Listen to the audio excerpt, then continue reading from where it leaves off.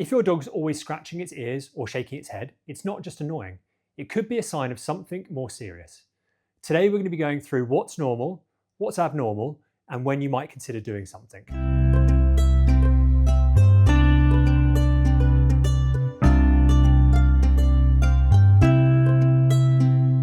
My name's Jim Wilshire and I'm a veterinary surgeon, and I've helped thousands of dogs with their ears, from simple infections to the more frustrating recurrent cases. But more importantly, I've had the conversation we're going to have today with hundreds of owners regarding their pets. And I've lived it myself. I've got 2 Labradors who love swimming, and I've seen how quickly those simple, happy swim sessions can turn into smelly, sore ears. So in this video, we'll go through it as if we're in a consult.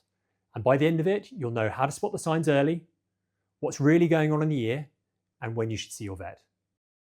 Before we dive in, if you've ever worried about your dog's ears, I've put together a handy 5 signs your dog's ears might be in trouble checklist. You can grab it in the description below. A dog's ear is composed of a vertical canal that comes down. It then turns 90 degrees and moves horizontally towards the brain. Earwax is naturally produced on both the vertical and the horizontal canals. And the idea of the earwax is that it collects the debris that makes it past the pinna and falls down into the ear. The wax should move up the horizontal and vertical canal in a natural process of self-cleaning. And that's facilitated by the dog scratching its ear and shaking its head. So to a certain extent, an element of head shaking and ear scratching is quite normal, part of the self-cleaning process. But it also means that moisture and potentially that debris can become trapped in the ear, particularly in breeds with floppy ears. A dog's healthy ear has a natural balance of bacteria and fungi living together in a microbiome, and these help prevent infections. However, in certain situations, swimming in the case of my Labradors, or over-treatment or excessive cleaning, we can actually increase the risk, we can disrupt that microbiome and increase the risk of infections. So generally, routine cleaning isn't recommended unless advised by your vet. Probably the most common cause of ear problems we see in the clinic are ear infections, both bacterial and yeast. These are usually secondary to something that's disrupted the microbiome. They'll be sore, there will be that increase in head shaking and ear scratching we talked about, there'll be heat and redness around the entrance, around the pinna, and there may be a discharge and a yeasty smell. Or, because of the continual trauma from ear scratching, we can find that the ear flap starts to balloon up and fill with blood, a hematoma. We also see quite a few allergies. So if your dog suffers recurrent ear infections, very often in both ears, perhaps even with seasonal flare-ups, then consider speaking to your vet about allergy testing. We found plenty of cases where dogs are allergic to certain tree pollens or even chicken. Another problem we commonly see is foreign bodies or things getting trapped in the ear.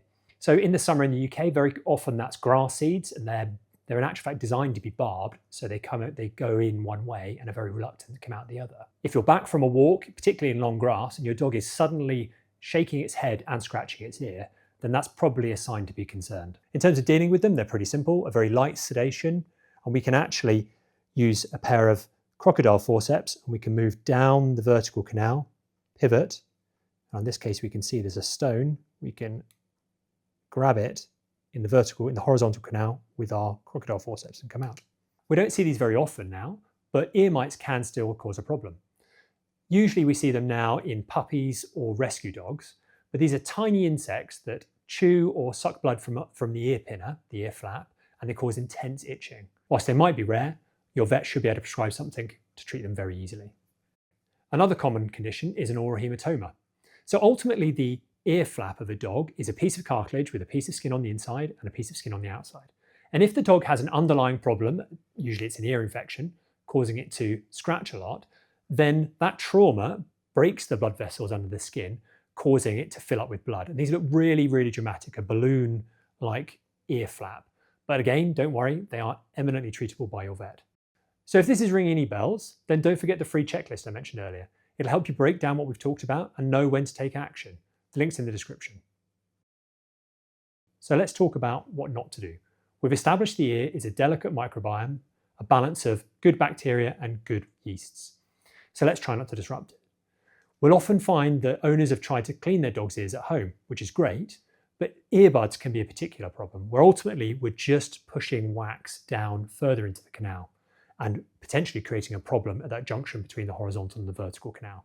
It's also tempting to use medication left over from a previous episode, but what we don't know is whether the current problem is the same as one that's happened previously. And then, perhaps most importantly, don't just assume it's wax. In the early stages, inflammation and infection can look very similar. Let's talk about when you should take your dog to see the vet. So for me, there are 4 red flags with ears. The first is redness and inflammation around the ear flap. The second is a smelly discharge from the ear canal. The third is constant scratching of the ear or pain and yelping when scratching. And then finally, if there's changes in their demeanour and they don't see themselves. Thanks for watching, and I hope you've enjoyed this video. Please make sure you subscribe, as we're going to be covering loads of more common conditions we see in the clinic that could affect your pet. Also, don't forget the link in the description where you'll find loads more help